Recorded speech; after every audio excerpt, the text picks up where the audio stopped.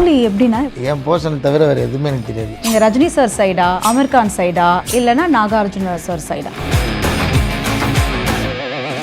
Sims Hello Doctor and Grand Royal Tours presents Behind Odds வழங்கும் அன்புள்ள அப்பா, powered by Chennai Samartha Aviation, Nursing, Hotel Management, Manju Groups, Danish Ahmed College of Engineering, Tambaram, Chennai.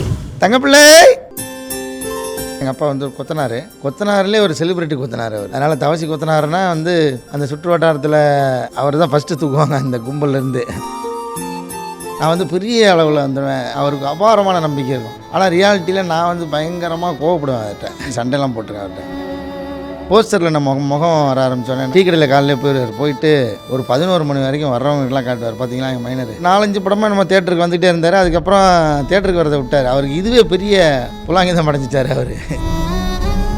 நீங்கள் தவமந்த படம் பார்த்துருக்கீங்களா? நான் அந்த படம் பார்த்துட்டுலாம் வந்து சத்தத்தை கண்ட்ரோல் பண்ணி அப்படி அழுதுருக்கேன். அதில் இருக்கிற அந்த ஒரு சீக்வன்ஸே எனக்கு நடந்தது. லாஸ்ட் கான்வர்சேஷன் என்னவாக? அவரோட லாஸ்ட் கான்வர்சேஷன் தான் அவருக்கு வந்து ஆக்சுவலாக ஒரு 2 வருஷமாக இது நினைவு இல்லாமல் போயிடுச்சு. அவர் அந்த இயல்பு நிலையில் இருக்க முடியல. பற்றிங்களா அதை கொண்டு வரீங்க நீங்கள். அவருக்கு எல்லாம் மறக்க ஆரம்பிச்சிச்சு. ஒரு பாயிண்ட்டுக்கு மேலே அவர் வந்து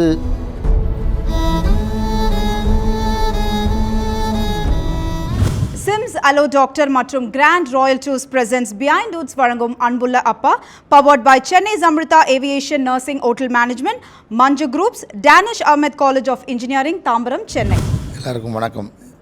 அப்பா, அன்புள்ள அப்பா. ஆமாம், அப்பாட்டிருந்து தான் அன்பு வருது நமக்கு. அப்பாகிட்டேருந்து நம்ம என்ன எடுத்துக்கிறோமோ இல்லையோ அவர்கிட்டருந்து எடுத்த அன்பை வந்து மற்றவங்களுக்கு நம்ம கொடுக்கறது கற்றுக்கிட்டு போகணும்னு நினைக்கிறேன். அதில் வந்து எங்கள் அப்பா ரொம்ப முதன்மையானவர். ஏன்னா அவர் மேலே எனக்கு தெரிஞ்சு யாருமே அவர் மேலே ஒரு நெகட்டிவான ஒரு ஒரு விஷயம் சொல்லி நான் கேள்விப்பட்டதே இல்லை. ஏன்னா அவருக்கு எங்கள் ஊரில் எதிரியிலே இருந்ததில்லை. எங்கள் ஊரில் பக்கத்தில் அந்த மாதிரி எனக்கு ஃபஸ்ட்டு வந்து எனக்கு ஆர்வம் வந்ததே வந்து பிரபலமாகணும்னு ஆர்வம் வந்ததே வந்து எங்கள் அப்பாவை பார்த்து தான். ஏன்னா எங்கள் அப்பா வந்து கொத்தனார்லேயே ஒரு செலிபிரிட்டி கொத்தனார் அவர். எப்படின்னா சம்பளம் கம்மியாக இருந்தாலும் பரவாயில்லன்னு சொல்லி வாங்கிக்குவார். அப்புறம் வந்து ஒரு 5 மணிக்கு முடிக்கிற வேலையை ஒரு 6-7 மணிக்கு லைட்லாம் போட்டு கொடுத்து அதையும் மனம் கோணாமல் செஞ்சுட்டு வருவார். அதனால் தவசி கொத்தனாருன்னா வந்து அந்த சுற்று வட்டாரத்தில் அவர் தான் ஃபஸ்ட்டு தூக்குவாங்க அந்த கும்பல்லேருந்து. தவசி கொத்தனார் நான் கூட்டிகிட்டு போகிறேன் வேலைக்கு அப்படின்னு. ஸோ அந்த மாதிரி கை தூக்கி வணக்கம் வச்சு கொத்தனாரையா வணக்கம் இவர் வணக்கம் வச்சுக்கிட்டே வருவார். எனக்கு அது ஒரு பயங்கரமான இன்ஸ்பைரிங்காக இருக்கும். எப்படின்னா இந்த மாதிரி நம்மளையும் பார்த்து எல்லோரும் வணக்கம் வைக்கணும் அப்படின்னு நினப்பேன். ஸோ அங்கேருந்து தொடங்கினது தான் நினைக்கிறேன் இந்த பிரபலமானுங்கிற ஒரு ஆசை. ஸோ அவர் வந்து அதுக்கு பக்கத்துலேயே இந்த இன்னொரு ஃபோட்டோ வச்சது வந்து பயங்கரமான கனெக்ஷன் அது. இந்த ஃபோட்டோ வந்து நான் சினிமாவில் நடிக்கிறதுக்காக முதல்ல ஸ்டுடியோவில் போய் 50 ரூபா கொடுத்து எடுத்த ஃபோட்டோ. அப்போ அவருக்கு சம்பளமே 45 ரூபா தான் நினைக்கிறேன். ஆனால் 50 ரூபாய்க்கு இந்த ஃபோட்டோ செலவு பண்ணி எடுத்தார். ஏன்னா சினிமாவில் வந்து எனக்கு இருந்த ஆசையும் அந்த தீரா காதலும் என்னை விட அவருக்கு தான் அதிகமாக இருந்துச்சு. அதுக்கப்புறம் அவர் வந்து எனக்கு எப்படி இல்லாமல் வந்து உருவாக்கி நினச்சார். அவருக்கு முதல்ல வந்து நான் இன்ஜினியர் ஆகணும் தான் அவருக்கு ஆசை. ஏன்னா அவர் கொத்தனார் வேலை பார்த்துட்டு இருக்கும்போது சைட்டுக்கு இன்ஜினியர்லாம் வரும்போது இவங்கெல்லாம் வந்து ஒரு நாள் ஃபுல்லாக செஞ்ச வேலையை அவங்க வந்து ஒரு ஈவினிங் வந்து ஒரு மெஷர்மெண்ட் பார்த்து கரெக்ஷன் சொல்லி இது அடிக்கணும்லாம் சொல்லிடுவாங்க சில நேரத்தில். அப்போது அந்த அழுக்குப்படாத சட்டை அந்த ஒரு ஃபார்மலில் வந்து இவங்க செஞ்ச வேலையை வந்து அவர் ஒரே வார்த்தையில் கரெக்ஷன் சொல்லி திரும்ப முதல்ல இந்த வேலை செய்கிறது இருக்குல்ல, அது வந்து என்ன சொல்லுவாருன்னா அந்த மாதிரி ஒரு அதிகாரமான ஒரு வேலைக்கு போகணும் அப்படின்னு சொல்லிட்டு நான் இன்ஜினியரிங் படிக்கணும்னு சொல்லுவார். எனக்கு இன்ஜினியரிங்னா என்னென்னு தெரியாது, அப்போது இப்போயும் தெரியாது. அவர் ஆசை அதில் நிறைவேறலை. அப்புறம் வந்து ஒரு டெய்லி பேப்பரில் வந்து ஒரு விளம்பரம் வந்துச்சு. மாநிறமும் தோற்றமுள்ள ஒரு 18 வயதுக்கு உட்பட்ட நடிகையர் தேவைன்னு ஒரு பாக்ஸ் விளம்பரம். அப்போ அதை பார்த்துட்டு அவர்கிட்ட சொன்னேன், இந்த மாதிரி இருக்குது, நான் வந்து ட்ரை பண்ணலாமான்னு பார்க்குறேன், அது லெட்டர் எழுதி போடலாமான்னு. அப்போது அதுக்கு என்ன பண்ணேன், கீழே புகைப்படத்தோடு ஒரு லெட்டர் எழுதி அனுப்ப சொல்லி போட்டிருந்தாங்க. அதுக்கு எடுத்த ஃபோட்டோ தான் இது.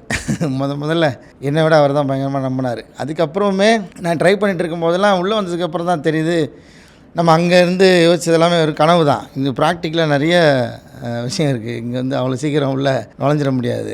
பல செவர்கள் இருக்குது. அந்த செவரு ஏன்னா செவரா கதவானே தெரியாமல் அதை முட்டி உடைக்கணும், அப்படி இருந்தது சினிமா. அதில் ஏதோ ஒரு கதவு தான் உடஞ்சி திறந்து உள்ளே வந்துருப்பான்னு நினைக்கிறேன். அப்போது அந்த ஆரம்பத்தில் நம்ம செவத்தில் முட்டிகிட்டு இருந்த டைமில் அவர் என்ன பண்ணுவார்னா அவருக்கு அபாரமான நம்பிக்கை இருக்கும். நான் வந்து பெரிய அளவில் வந்துடுவேன். எப்படின்னா நம்பவே முடியாத ஒரு ஆசை இருக்கும்ல, அப்படி வச்சுருப்பார். அந்த ஒரு கற்பனை அப்படி வச்சுருப்பார். ஆனால் ரியாலிட்டியில் நான் வந்து பயங்கரமாக கோவப்படுவேன் அவர்கிட்ட. என்ன நடக்குதுன்னே தெரியாமல் அப்படி அவன் பேசிட்டு சண்டைலாம் போட்டிருக்கேன் அவர்கிட்ட. அதுக்கப்புறம் கொஞ்சமாக அந்த படங்களில் வாய்ப்பு கிடைச்சோடனே போஸ்டரில் நம்ம முகம் வர ஆரம்பித்தோடனே என்ன பண்ணார், டீ கடையில் காலையில் போயிட்டு அந்த போஸ்டரை 4ஆம் மடித்து அந்த பேப்பரை கையில் வச்சுருந்து ஒரு 11 மணி வரைக்கும் வர்றவங்களுக்கெல்லாம் காட்டுவார். பார்த்தீங்களா எங்கள் மைனர் படத்தில் இந்த படத்தில் நடிச்சிருக்கான் அப்படின்னு சொல்லி வர்றவங்க எல்லாருக்கிட்டையுமே காட்டுவார். அவர் ஒரு கொஞ்ச நாளாக வந்து ஒரு 4-5 படமாக நம்ம தேட்டருக்கு வந்துகிட்டே இருந்தார். அதுக்கப்புறம் தேட்டருக்கு வரதை விட்டார். அவருக்கு இதுவே பெரிய புலாங்கிதம் அடைஞ்சிட்டார் அவர். நான் இன்றைக்குமே நான் என்ன நினைப்பேன்னா, அவரோட ஏக்கமும் அந்த ஆசையும் தான் நிறைவேறிக்கிட்டு இருக்கோன்னு தான் நான் நம்புவேன். ஏன்னா நம்மளை விட ஒருத்தங்க நம்ம மேலே நம்பிக்கை வைக்கிறதுக்குள்ள அது அப்பாவை தவிர வேறு யாரும் பண்ண முடியாது நினைக்கிறேன். அது அந்த மாதிரி ஒரு பயங்கரமான ஆத்மா. அதே மாதிரி அவர்கிட்ட நாம் பல ஹீரோயிசம் பார்த்துருக்கேன். ரொம்ப இப்போ அவரை பார்த்தா அவர் கோபப்படுற ஆள்னு சொல்லவே முடியாது. ஒரு இடம் நான் வந்து ரொம்ப ஷாக்கானேன். ஒரு 5-6 பேர் இருக்கும்போது ஒரு ஹோட்டலுக்குள்ளே நடக்குது. கிட்டத்தட்ட சினிமாவில் கூட அவ்வளோ ராவான ஒரு ஆக்ஷன் சீக்வன்ஸ் இருந்திருக்காது. என்ன பண்ணார், அவர் தெரிஞ்சிச்சு இங்கே ஏதோ நடக்க போகுது. ஆப்போனண்ட்டில் இருக்கிறவங்க அவங்க வந்து ஒரு மாதிரி அங்கேருந்து முறைச்சி பார்த்துட்டே இருக்காங்க. எனக்கு அது நான் கவனிக்கல. அதுக்கப்புறமா நான் கவனிச்சு சரி நம்ம எழுந்து போயிடலாம், எனக்கு காஃபி வேணாம் பாடம் போகலாம் வீட்டுக்கு போகலான்னு அவர் பின்வாங்கிறதுக்கு மனசே இல்லை. 5-6 பேர் இருக்காங்க. நான் அதை பற்றி அவர் கவலையே படல. டக்குன்னு நீ ஒரு ஸ்டூல் தள்ளி உட்காருனார். 3 ஸ்டூல் இருக்கும் அந்த டேபிளில். அந்த லாஸ்ட் ஸ்டூலில் உட்காருனார். எனக்கு தெரியல எதுக்குன்னு தள்ளி உட்காந்தேன். அந்த நடுவில் இருக்கிற ஸ்டூல் எடுத்து ஓங்கி அடித்தார். அது 6 பேரும் அப்படின்னு 6 பக்கமாக செதறாங்க. அது வந்து யாருக்கும் பெருசாக அடியெல்லாம் படலை. ஆனாலும் அவங்க 6 பேருமே அந்த பேக் அடிச்சுட்டு வெளியில் போயிட்டாங்க. அப்போ வந்து அந்த ஹோட்டல் ஓனரும் அவரும் சைல்ட்ஹுட் ஃப்ரெண்ட்ஸு. அப்போ அவர் சொன்னார், ஒத்தனார் எவ்வளோ கோவப்பட்டு நான் பார்த்ததே இல்லையே அப்படின்னு. அப்போ வேறு ஒரு விஷயம் இருக்குது அதுக்குள்ளே. அதோட தீவிரத்தன்மை எனக்கு தெரியல. ஆனால் அவர் அந்த இடத்துல அந்த தைரியம் இருக்குல்ல, அவர் என்னோட ஹைட்டு கம்மியாக இருப்பார். அவரை பார்த்தா நம்ப முடியாது, இவருக்கு இப்படி கோவம் வருமானு. நான் அந்த இடத்துல தான் பார்த்துருக்கேன். அதுக்கப்புறமே ஒன்று சொன்னார், அங்கேருந்து நாங்கள் அந்த டவுன்லேருந்து கிராமத்துக்கு வரணும். அதுக்கப்புறம் அவர் இன்னும் அடுத்தடுத்த கட்ட நடவடிக்கைலாம் பயங்கரமாக இருந்துச்சு.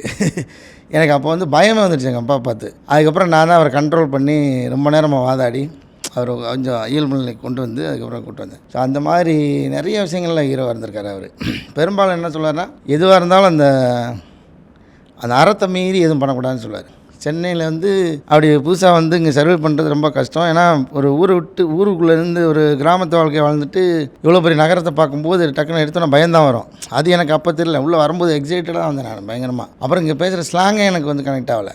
ஏன்னா நான் பேசுகிறேன் அவங்களுக்கு புரியல, அவங்க பேசுகிற எனக்கு புரியல. அப்போ நான் வரும்போது நான் வந்து 98 அந்த டைமில் கொஞ்சம் ராவாகவே இருந்தது அப்போலாம் ஸ்லாங்கு. அப்போ வந்து ஒன்றே நான் சொன்னார், எனக்கு அப்போ அது கரெக்டாக புரியல. 15 நாள்ரா, அது எந்த ஒரு பழக்கமாக இருந்தாலும் சரி, எந்த ஒரு புது இடமா இருந்தாலும் சரி, நமக்கு பழகிறதுக்கு கரெக்டாக 15 நாள் ஆகும். 15 நாள் முடிஞ்சு 16ஆவது நாள் நீ அந்த இடத்துல அந்த இடத்துல உனக்கு வேறு வந்து உள்ளே பாவிடும். அதுக்கப்புறம் நீ அங்கேருந்து உன்னை யாரும் பிடுங்க முடியாது அப்படின்னு சொல்லுவார். ஆனால் அந்த 15 நாள் பயங்கரமாக போராடினேன்.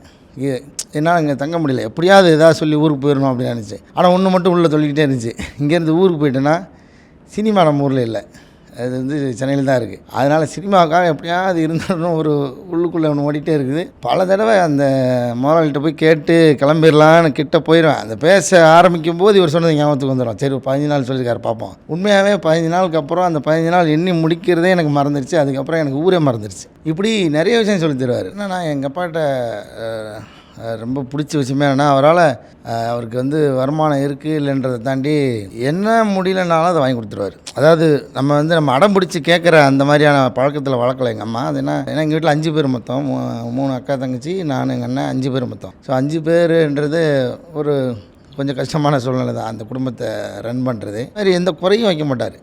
அடிப்படையாக உள்ளது எல்லாமே கிளியராக வச்சுன்னு தான் இருந்தார். அதே தான் நானுமே இப்போ என்கிட்ட எனக்கு வாங்கி கொடுக்குறதுக்கே இருந்தாலுமே நான் வந்து அள்ளி கொண்டு போய் திணிக்கிறதுலாம் இல்லை. அவனுக்கு எது தேவைப்படுதுன்றதை ஓரளவுக்கு கவனித்து தான் ரொம்ப இன்னமும் என் வீடு வந்து ரொம்ப லோவர் மிடில் கிளாஸ் வீட்டில் இருக்கிற அந்த திங்ஸ் தான் இருக்கும். ஏன்னா அது மட்டுமே என் வீட்டில் அதிகபட்சமான இருக்கிற ஒரு அத்தியாவசிய ஆடம்பர பொருள்னு பார்த்தா ஏசி மட்டும்தான். அதுவுமே அவங்க குழந்தையிலேருந்து பழகிட்டாங்கன்ற மட்டும் தான். மற்றபடி பெருசாக சொகுசு வாழ்க்கை அவங்களுக்கும் பழக்கலை. அது ஒரு வகையில் சுலபமாக இருக்குதுன்னு நினைக்கிறேன். இந்த வார்த்தை சொல்லும் பொழுது அது எல்லாரும் சொல்லுவாங்க, ஆனால் நீங்கள் சொல்லும் போது அது ரொம்ப அழகாக லேசாகிடும் மனசு அப்படின்னு தான் சொல்லணும். தங்கப்புள்ள அப்படின்ற உங்கள் வாயால் ஒரு வாட்டி சொல்லுங்கள். அடுத்த கேள்வி அதை நோக்கி நான் கேட்குறேன். தங்கப்பிள்ளை ஸோ உங்கள் தங்கப்புல அவங்க 2 பேருக்குமே என்ன செய்யணும், நீங்கள் சொன்ன மாதிரி நிறைய கனவுகள் இருக்குது அப்படின்னு சொல்லியிருக்கீங்க. அதில் முக்கியமான ஒரு கனவாக உங்கள் தங்க பிள்ளைங்களுக்கு என்ன செய்யணுன்ற ஆசை? இல்லை கனவுன்னு இல்லை. இப்போ எனக்கு என்ன பொறுத்தளவுக்கு என்னென்னா, இப்போ என் பையனை நல்லாவே பாட்டு பாடுவான். ஒரு துறையை வந்து நம்ம இங்கேருந்தே திணிச்சு அவனை ஃபீட் பண்ணி கொண்டு போகக்கூடாதுன்னு நினைக்கிறேன். ஏன்னா நாளைக்கு ஒரு 18 வயசுக்கு அப்புறமா அவன் ஒரு வேலை செய்ய ஆசைப்படுவான். அப்போ அவன் என்ன நினைக்கிறானோ அந்த துறையில் அவன் வந்து வேலை செய்கிறது தான் சரி. இப்போ எனக்கு மீடியா பிடிச்சிருக்கிறதுனால அவனை கொண்டு வந்து இழுத்து விட்டு ஒருவேளை அவனுக்கு வந்து வெளி உலக சுதந்திரம் பறி போயிடுச்சுன்னு வச்சுக்கோங்க சின்ன வயசுலேயே, அதுக்கப்புறம் அந்த வேலை மேலே அவனுக்கு விருப்பம் வந்துருச்சுன்னா என்னை விட ஒரு துரோகம் எதுவுமே கிடையாது அவனுக்கு. அப்படின்றதுனால என்னென்னா எல்லாத்தையும் கற்றுக்கிறதுக்கு எல்லாத்தையும் பண்ணிட்டுறேன். அதெல்லாம் பண்ணுறேன் அடிப்படையாக. அதில் அவனுக்கு எதெல்லாம் பிடிச்சிருக்கோ அந்த மாதிரியானதெல்லாம் படித்து ஒரு ஸ்கில்லாக அவனுக்குள்ளே வந்துட்டோம். அதுக்கப்புறம் அவன் படித்து ஒரு வேளை அவன் என்ன நம்ம சொல்லுவான், எனக்கு அது சொல்லித்தர ஸ்பேஸுக்கெலாம் போவாங்க, அந்த வேலையை பார்க்கணும். அது மாதிரி ஏதோ ஒன்று இருக்கும். இப்போ குழந்தைகள ஒன்று பேசுவாங்க. அப்புறம் நம்மளும் வந்து குழந்தைங்களுக்கு இதுதான் துறைன்னு வந்து இந்த துறையில் தான் வந்து வரணும் அப்படின்னு நம்ம முடிவு எடுக்கிறது எனக்கு பர்சனலாக உடன்பாடு இல்லை. முக்கியமாக அவர்கிட்ட ஃபர்ஸ்ட் ஆரம்பிச்சிடணும். ஏன்னா ஒரு ரீல் ஒன்று பார்த்தேன், அப்படியே போயிட்டு தேட்டர் மேலே இப்படி ஒரு கை வச்சுட்டு I am so happy because I think நான் இன்டர்வியூ பண்ண பிறகு ரொம்ப வருஷம் கழிச்சு I meeting Roshini back with so much lots of love, நிறைய சக்ஸஸ். It's not easy. ரொம்ப அதுக்கு hearty congratulation to you. How was that moment to you Roshini? Theatre அடி அது வந்து பயங்கரமான மூமெண்ட். அவங்க போஸ்டர் பேனர் அடிச்சிட்டாங்கன்னொடனே ஓடி போய் ரீல் எடுக்கிறதா ஃபர்ஸ்ட் வேலையாக இருந்தது. பிகாஸ் அது வந்து நிறைய பார்த்து வளர்ந்த ஒரு இடத்துல நம்ம ஃபேஸ் அங்கே இருக்க போது, அதுவும் வந்து பழைய காலத்து டைப்பில் இல்லை பெயிண்ட் பண்ணி ரொம்ப நொஸ்டாலஜிக்கான ஒரு போஸ்டராக இருந்தது. ஸோ அது வந்து எப்படி ஒரு இதில் எல்லாமே அமைஞ்ச மாதிரி இருந்தது எனக்கு இந்த படமும். ஸோ அந்த மாதிரி போஸ்டரும் எனக்கு ரொம்ப சூப்பராக பெருசாக இருந்தோடனே நான் வந்து அதை வீடியோ எடுத்து நான் வந்து இது பண்ணிக்கிட்டேன், ட்ரெஷர் பண்ணிக்கிட்டேன் அந்த மூமெண்ட். அண்ட் அண்ணா, அதாவது உங்களை என்ன சொல்லி பாராட்டுன்னு தெரியல, எந்த ஒரு கேரக்டர் கொடுத்தாலும் எப்படி அப்படி உள்ளே இப்படி போய் ஒரு நடிப்பு ஒன்று கொடுக்குறீங்களே, இப்போ அவர் நடிப்புக்கும் இவருக்கும் சம்மந்தமே இல்லாமல் இருக்காரு. How is that? Tell me. கேட்டிங்கன்னா எனக்கு அது எப்படின்னு எனக்கே தெரியலன்றேன். அது வந்து ஒரு மாய பிம்பம் தான். தெரில, நம்ம வந்து அது மேஜிக்காக நடக்கும் அப்படின்னு நம்பி பண்ணுறதில்ல. கொஞ்சம் இயல்பாக இருக்கிறதுக்கு முயற்சி பண்ணி பண்ணுறோம். அது வந்து மக்களோட கனெக்ட் ஆகிறது ஒரு பெரிய கிஃப்டடாக நினைக்கிறேன் நான். ஏன்னா நம்ம லைஃப் எக்ஸ்பீரியன்ஸில் கிராஸ் பண்ணி வந்திருப்போம்ல, பல விதமான மனிதர்களை சந்திக்கிறதுக்கான வாய்ப்பு எனக்கு நான் செஞ்ச வேலைகளெல்லாம் இருந்துச்சு.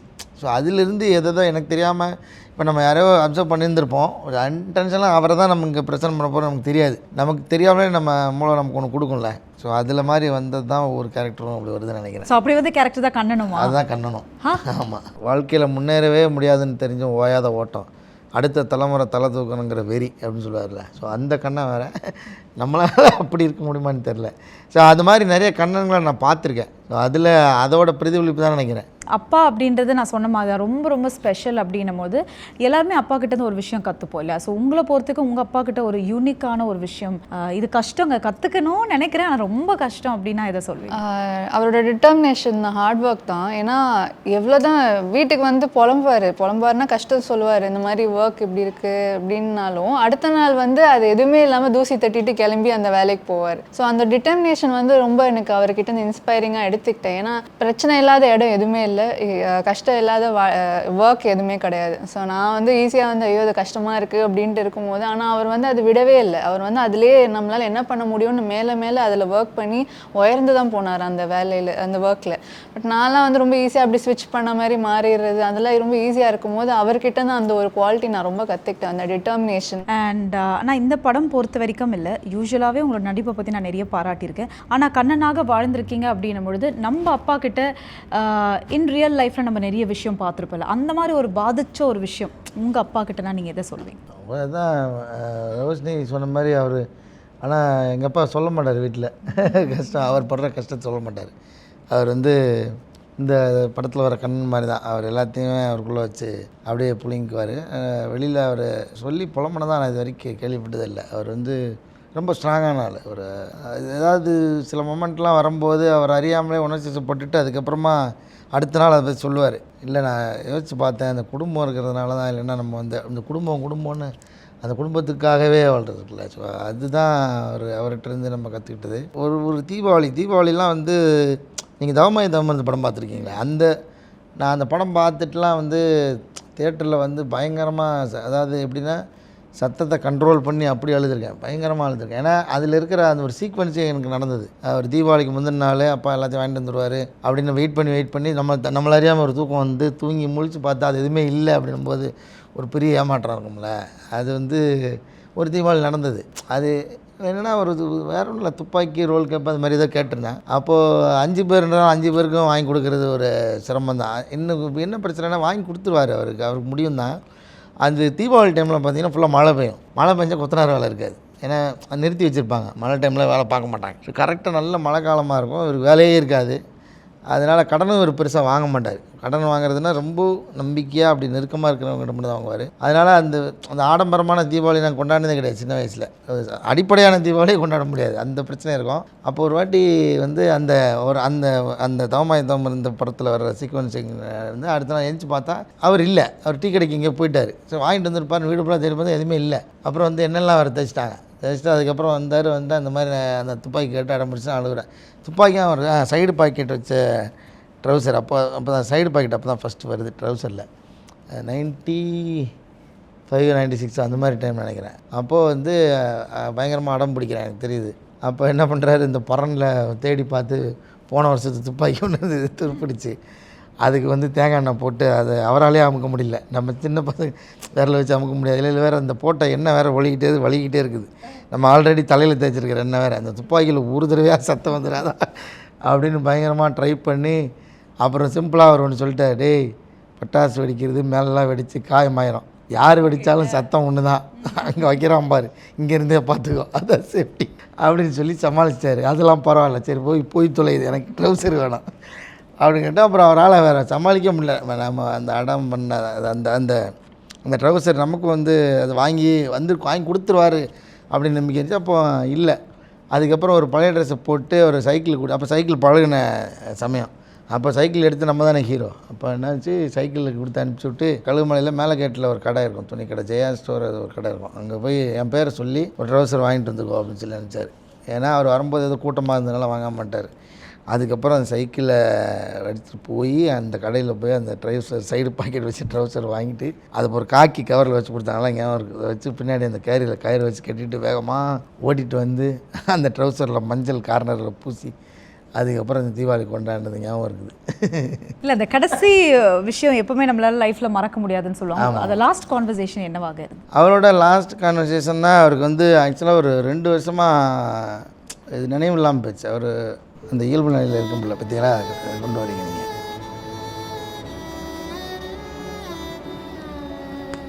அவருக்கு எல்லாம் மறக்க ஆரம்பிச்சிச்சு.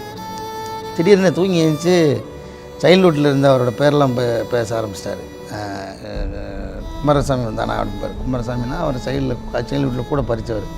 ஸோ அந்த மாதிரிலாம் பேச ஆரம்பிச்சார். ஒரு பாயிண்ட்டுக்கு மேலே அப்பப்போ லைவுக்கு வருவார், திரும்ப கான்சியஸ் இல்லாமல் இருக்கும். அப்படி ஒரு 2 வருஷமாக இருந்தார். ஸோ ஒரு பாயிண்ட்டுக்கு மேலே அவர் வந்து அந்த சூழ்நிலையிலேருந்து விடுபடுறது தான் சரி அவருக்கு தீர்வாக இருக்கிற அளவுக்கு ஆயிடுச்சு. ஸோ அப்படி தான் அவர் ரொம்ப நோய் வாய்ப்பட்டு தான் இதானார். ஸோ அதனால் கான்வர்சேஷன் பார்த்தா அந்த டைமில் ஒரு நாள் லைவாக ஏதோ என் பையன் பிறந்திருக்கும் போது ஒரு வாட்டி பேசினார். அது மட்டும் ஞாபகம். ஸ்பெஷலான ஒரு மூமெண்ட்டாக இருந்திருக்கும். And coming back to Madras matinee, ஒரு படம் நம்ம வந்து இப்போ ஓகே அப்படின்னு சொல்லும் பொழுது, ஏன்னா நம்ம எடுக்க choosing of script is important Roshini. So இப்போ அப்படி ஒரு தருணத்தில் தான் இருக்கீங்க. ஸோ இந்த படம் ஓகே சொன்னதுக்கான காரணம் என்ன?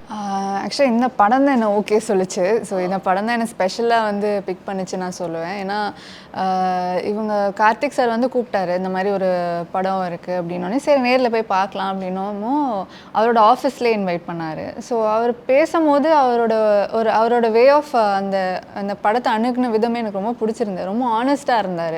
எனக்கு வந்து கொஞ்சம் டெபியூட் டைரக்டர் வேறு. ஸோ எனக்கு எதுவுமே வந்து ஜட்ஜ் பண்ண தெரியல. நானுமே நியூவாக இருந்தேன், பிகினராக தான் இருந்தேன் சினிமா இண்டஸ்ட்ரியில். ஸோ எப்படி இதை வந்து நான் பார்க்குறதுன்னமோ, பட் அவர் ரொம்ப ஹானஸ்ட்டாக இந்த ஸ்கிரிப்ட் அப்ரோச் பண்ணி இந்த மாதிரி தீபிகான்ற ஒரு கேரக்டர் இருக்குது, இவங்களோட கேரக்டரிஸ்டிக் இப்படி காளி சார் பண்ணுறாரு இப்படிலாம் எல்லா டீட்டெயிலாக எனக்கு லே அவுட்டாக சொல்லி ஸ்கிரிப்ட் கொடுத்து நீங்கள் வேணால் படிங்க அப்படின்னு சொல்லி எனக்கு டைம் டைம் கொடுத்து நான் அதெல்லாம் பார்க்கும்போது அந்த ஸ்கிரிப்டே ரொம்ப அழகாக இருந்தது, ரொம்ப பியூட்டிஃபுல்லாக இருந்தது, ரொம்ப நம்ம வாழ்க்கையை யாரும் எழுதின மாதிரி இருந்தது. அதனால் எனக்கு அது ரொம்ப ரொம்ப பிடிச்சிருச்சு டக்குன்னு. எல்லா டாட்டர்ஸ்க்கும் இருக்கிற அந்த ஒரு திங்கிங் தான், நம்ம வேலை போயிட்டு அடுத்த கல்யாணம் ஆகி வேறு வீட்டுக்கு போனால் அப்பா அம்மாவை யார் பார்த்துப்பா அப்படின்ற ஒரு கஷ்டம். அந்த கஷ்டம் வந்து இந்த கேரக்டர் வந்து த்ரூ அவுட்டாக படத்தில் கேரி பண்ணிகிட்டே இருந்தது. இன்னொன்று வந்து நம்ம வந்து அப்பாவுக்கு ஹெல்ப் பண்ணணும், சம்பாதிச்சு ஃபினான்ஷியலாக அவருக்கு வந்து அவர் கஷ்டப்படுறாரு, நம்மளும் வந்து ஒரு கை அவருக்கு ஹெல்ப் பண்ணோன்ற அந்த வருத்தம் வந்து எல்லா பெண்களுக்கும் இருக்கும். அதை சொல்ல மாட்டாங்க வெளியில். என்னதான் வந்து வீட்டுக்கு ஒரு பையன் இருந்தால் நல்லா இருக்கும் அப்படின்னு சொல்லுவாங்க, பட் ஒரு பெண்ணும் வந்து இந்த மாதிரி ஒரு ஃபீலிங்கில் தான் வந்து சஃபர் ஆகிட்டு இருப்பாங்க. பட் அது சொல்லவும் அது வந்து சொசைட்டி அங்கீகரிக்கும் அந்த மாதிரி பண்ண மாட்டாங்க. ஸோ அந்த ஒரு ஃபீலிங் வந்து தீபிகா கிட்ட எப்பொழுதுமே இருந்தது. இதெல்லாம் தான் எனக்கு ரொம்ப க்ளோஸ் டு ஹார்ட்டாக இருந்தது. அண்ட் முக்கியமாக ஒரு விஷயம் வந்து ஒரு அப்பாவாக ரீல் அப்பாவாக அந்த ஒரு கனெக்ட் வந்து லைவாக நம்ம பார்க்கும்பொழுது okay the father and daughter bonding ரொம்ப நேச்சுரலாக இருக்குது வந்து ரொம்ப கஷ்டம் படத்தில் பொறுத்த வரைக்கும். அது எப்படி கனெக்ட் ஆச்சு உங்களுக்குள்ள? ஆக்சுவலாக வந்து ஃபஸ்ட்டு சீன்ஸ்லாம் பார்த்தீங்கன்னா இது நான் ஐடி ஒர்க் பண்ணுவேன். ஸோ அதனால் பெங்களூரில் தான் இருக்கிற மாதிரி காட்டியிருப்பாங்க. நான் வந்து என்னோட இந்த டுவர்ட்ஸ் கிளைமேக்ஸ் சீன் வரும்போது பார்த்தா இவங்க எல்லாம் ஃபேமிலியாக ஜாலியாக இருந்தாங்க. நான் ரொம்ப அந்நியமாக இருந்தேன். டக்குன்னு இவரை பார்த்து பேசுகிறதுக்கும் எனக்கு கொஞ்சம் பயம் இருந்தது. கண்ணன் வந்து எப்படி இருப்பாருன்னா செட்டில் வந்து கண்ணனாகவே இருப்பார் என் கண்ணுக்கு. அதுதான் ஒரு பிரச்சனை. அது தெரியவே எனக்கு வித்தியாசம் தெரியல. இது காளி சார், இது கண்ணன்ற வித்தியாசமே எனக்கு தெரியல. அவ்வளோ வந்து நேச்சுரலாக இருந்தார் அவர். இப்போ தான் எனக்கு வந்து இது காளி சார்ன்ற ஒரு இது பிரிவினையில் நான் கண்டுபிடிக்கிறேன். அங்கே வந்து கண்ணனாகவே இருக்கும்போது இவர்கிட்ட வந்து எப்படி பேசலாம் அப்படின்ற ஒரு இதில் தான். ஆனால் ரொம்ப நேச்சுரலான ஆக்டர் ஆக்சுவலாக. ஏன்னா இவர் அது எதிரில் வந்து அது பண்ணதுனால எனக்குமே வந்து அந்த பூஸ்ட் கிடச்சிது. நம்மளும் வந்து ஆட் மேன் அவுட்டாக இருந்துடக்கூடாது, கொஞ்சம் எஃபர்ட் போட்டு வந்து அதுக்கு அந்த அந்த மீட்டர்லேயே இவர் கூட நம்மளும் ட்ராவல் பண்ணணுன்ற நிறைய கற்றுக்கிட்டேன் இவரை. நான் நாகரிகத்துக்காக சொல்கிறாங்க. அதெல்லாம் காம்பினேஷன் எவ்வளோ சீன் நடிச்சிருக்காங்க, அதெல்லாம் சுமாராக நடிச்சிருந்தாங்க. நடிச்சிருந்தாங்க. அவங்க கேள்வி வந்து எப்படி கனெக்ட் ஆச்சுன்னு கேட்டிருந்தாலும் அவங்க சொல்கிறாங்க. கண்ணனோட ஒரு இது சொல்லணும் இல்லையா அந்த இடத்துல. ஸோ அவர் வந்து அவரோட அந்த ஆரா தான் வந்து எனக்கு ரொம்ப பிடிச்சிருந்தது அந்த செட்டில். Wow super. என்னன்னா லோகேஷ் கனகராஜ் சாரே வந்து பாராட்டு கொடுக்குறது வந்து ரொம்ப ரொம்ப பெரிய ஒரு விஷயம். அந்த மொமெண்ட் உங்களுக்கு எவ்வளோ ஸ்பெஷலாக இருந்தது? லோகேஷ் சார் வந்து எனக்கு இதில் இந்த முதல் படத்தில் நான் ரோல் நடிக்க வேண்டியது. அது ஒரு அந்த தேதி அது வந்து கொஞ்சம் குழப்பத்தில் ஷெடியூலில் பிரச்சனைனால அது வந்து பண்ண முடியாமல் போயிடுச்சு. அதுக்கப்புறம் தொடர்ந்து இந்த படத்துலையும் சரியான ரோல் அமையலை, அப்படியே பண்ணாமலே போச்சு. பார்க்கும்போதெல்லாம் பேசிட்டு தான் இருப்பான். நீங்கள் அதை சொல்லுவார், ஏன்னா அது இந்த இதில் அதை பண்ணலாம் அப்படின்னு சொல்லிட்டு இருந்தார். அப்புறம் திடீர்னு இதில் கூலியில் ஒரு ரோல் கூப்பிட்டுருந்தார். ஸோ அது எனக்கு அவரோட ஒர்க் பண்ணது பயங்கரமான ஒரு எக்ஸ்பீரியன்ஸாக இருந்துச்சு. அந்த ஒரு ஹேண்டில் பண்ணுற விதம் அதெல்லாமே சூப்பராக இருந்தது. அவர் இந்த படத்தை உள்வாங்கி பேசுனது எனக்கு வந்து ரொம்ப ரொம்ப சந்தோஷமாக இருந்தது. ஏன்னா ஒரு சும்மா ஒரு பொதுவாக ஒரு டீம் பாராட்டிடுவோமே அப்படின்லாம் இல்லாமல் கரெக்டாக படத்தை நல்லா உள்வாங்கிட்டு அந்த கேரக்டரை அவருக்கு என்ன தாக்கத்தை ஏற்படுச்சுன்னு சொன்னது வந்து ரொம்ப மகிழ்ச்சி. எனக்கு ஒரு பெரிய எப்படி சொல்கிறது ஒரு பெரிய அப்ரிசியேஷன். அது கூலி எப்படின்னா எப்படி வந்திருக்கு, எப்படி போயிட்டுருக்கு? என் போர்ஷனை தவிர வேறு எதுவுமே எனக்கு தெரியாது. உங்கள் போர்ஷன் எப்படி ரொம்ப ஸ்ட்ராங்காக? இல்லை, என் போர்ஷன் எப்படின்னா என் போர்ஷன் வந்து ஓப்பனிங்கில் அப்படி வரும். அது மட்டும் தான் தெரியும், வேறு எதுவும் தெரியாது. அதெல்லாம் வேறு நான் ஒரே ஒரு லாஸ்ட் தெரியாது, அதனால் தெரிஞ்சால் சொல்ல போகிறோம். நீங்கள் ரஜினி சார் சைடா, அமீர் கான் சைடா, இல்லைன்னா நாகார்ஜுன சார் சைடா, யார் சைடுன்னு மட்டும் சொன்னீங்கன்னா நம்ம இது ஷோ முடிச்சுக்கலாம். இந்த மேட்னி ஷோவை இப்போ முடிச்சிடலாம். சூப்பர் ஸ்டார் படம் தெரியும். நீங்கள் சொல்கிற காஸ்டிங்கே இப்போ தான் யோசிச்சு பார்க்குறவங்களும் அந்த படத்தில் இருக்காங்களான்னு. நீங்கள் மிகப்பெரிய நடிகர்னு தெரியும். இப்போ ஸ்டார் காஸ்ட் நான் சொல்லி தான் இவருக்கே தெரியுமா? அவர் என்ன சொல்றாரு, காளி சார் சைடுன்றாரு. அவர் டைரக்டர் சைடு. லைட்டாக கொஞ்சம் சொல்லாமே. நான் யார் சைடுனா டைரக்டர் சைடு தான்.